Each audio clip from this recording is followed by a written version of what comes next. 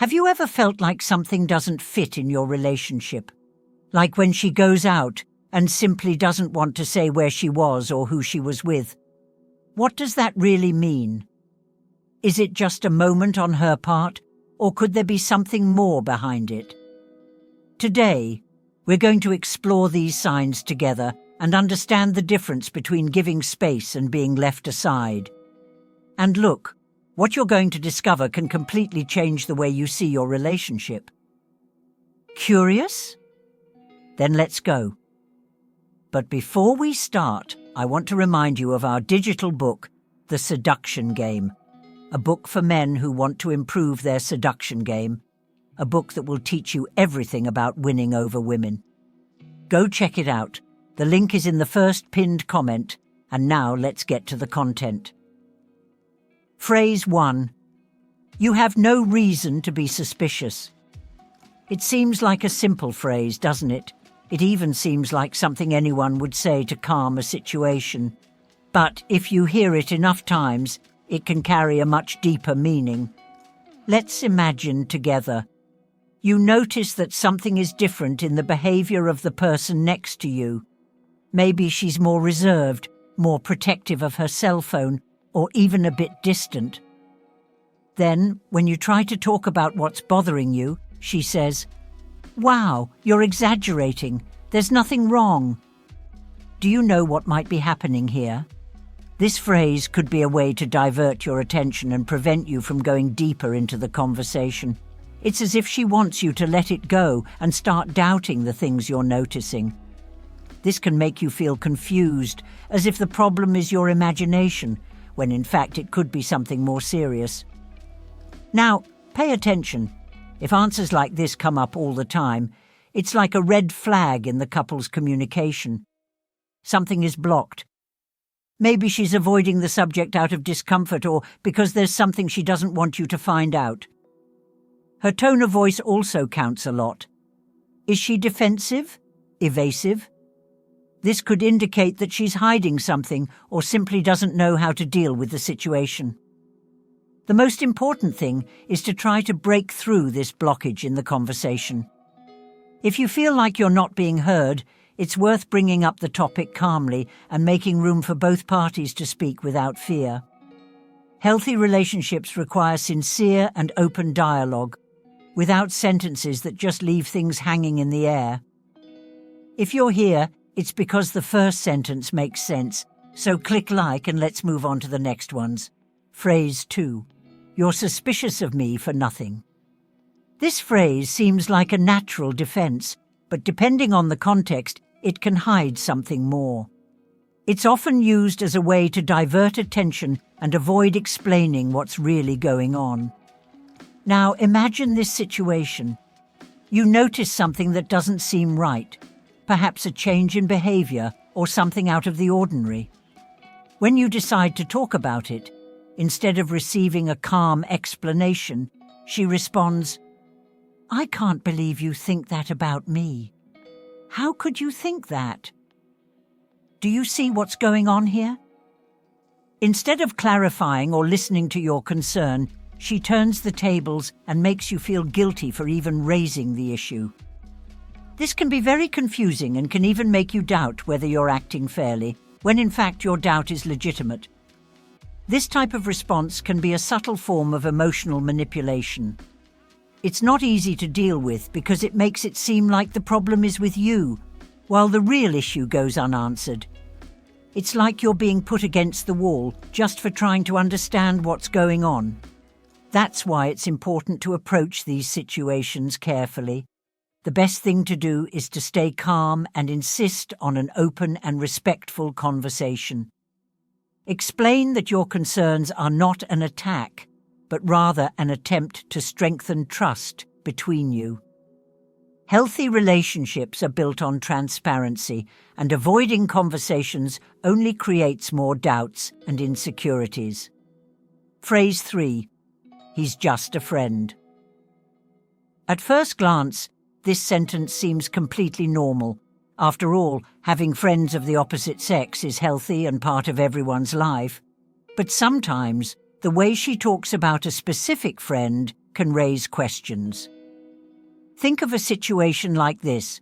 She's always had male friends, but she's never mentioned any of them that often. Suddenly, the name of a certain Carlos comes up in almost every conversation.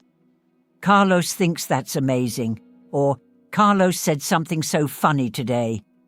It's not just his presence in the stories that draws attention, but also the way she defends him, almost as if she were justifying something, even though you haven't questioned anything. When someone insists too much on proving that something is innocent, it can be a sign that even she herself is trying to convince herself of it. And here it's worth observing more than just what she says. How does she act when you mention wanting to get to know him? Is there resistance? Do you feel like you're being left out when she interacts with him? In healthy relationships, trust is built through transparency and inclusion.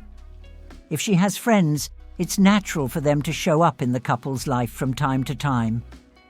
A lunch, a casual meeting, something that includes both of you.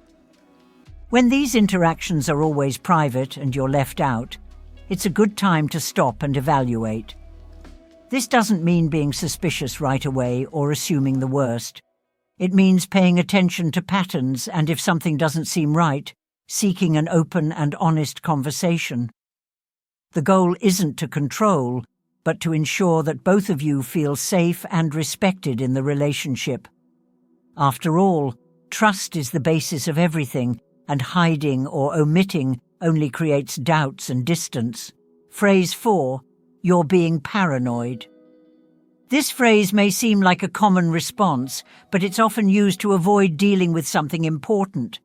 It's as if she's trying to divert the focus of the conversation and, worse, make you doubt your own emotions and perceptions. Imagine this scenario. You start to notice changes in her behavior. Maybe her routine is different. She spends less time with you, or the affection she used to show you has diminished. These are subtle things, but they make you feel uncomfortable. So when you try to talk, she cuts you off with, "Oh, stop it, you're being paranoid." This response is not an explanation. It doesn't bring peace, nor does it resolve what's bothering you. On the contrary, it makes you feel guilty simply for having raised the issue. It's as if you're responsible for the discomfort, while the real reason for the discomfort remains untouched. When someone uses this type of phrase repeatedly, it may be an attempt to close off any possibility of dialogue. This not only makes it harder to solve problems, but it can also undermine your self-confidence, making you believe that you are overreacting or being irrational even when your concerns are valid. What should you do in a situation like this? First, take a deep breath and remind yourself that your feelings are legitimate. Don't let yourself be shaken or silenced. Calmly explain that your intention is not to accuse, but to understand. Tell them that what you are looking for is an open conversation, because trust is not built by ignoring what is bothering you, but by facing it together.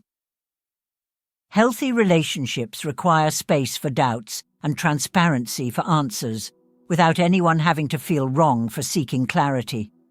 Phrase 5, I need a little time. I need a little time. This sentence, at first glance, seems perfectly normal. After all, everyone needs space from time to time, right? But when this request comes out of the blue, without a clear explanation, it is natural to wonder if something else is going on. Imagine the following. You always had a close routine, spent a lot of time together, laughed and shared moments.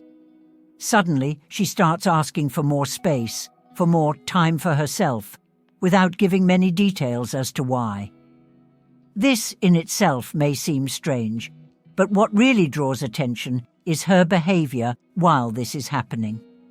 For example, she says she needs time, but continues to go out with friends or participate in social activities as if nothing is different. If she is simply avoiding being close to you, but remains open to other interactions, This may be a sign that the problem is not tiredness or the need for rest, but something related to your relationship. Another important point is to observe how this distance affects the emotional and physical intimacy between you. If she seems to be creating barriers at these times, it may be a reflection of something deeper that needs to be discussed. Perhaps it is personal issues, insecurities, or even something related to the dynamic between the two of you. The most important thing here is to approach the situation calmly and respectfully. Ask, without pressuring, what is bothering her and how you can help. Show that you are willing to listen and that your intention is to strengthen the relationship, not create more tension. Space is healthy, but balance is also necessary. In a relationship, both parties should feel included and part of a joint construction, and not left out without understanding why. If you stayed until the end, comment "until the end," and I will release a special bonus for everyone who comments. Ultimately, the foundation of any healthy relationship is mutual trust and peace of mind. Without these, everything becomes more difficult, and doubts only cause emotional distress. If these tips resonate with you, don't keep them to yourself. Share them with someone who may be going through something similar and needs to hear these words. Sometimes a small gesture can make a big difference for someone seeking clarity in a difficult situation. And never forget, you deserve a true relationship where you feel respected, loved, and valued. More than anything, remember to take care of the most important person in your life, yourself. Because when you value yourself, you create the space for true love and respect to flourish. Be well, take care of yourself, and we'll see you in the next content.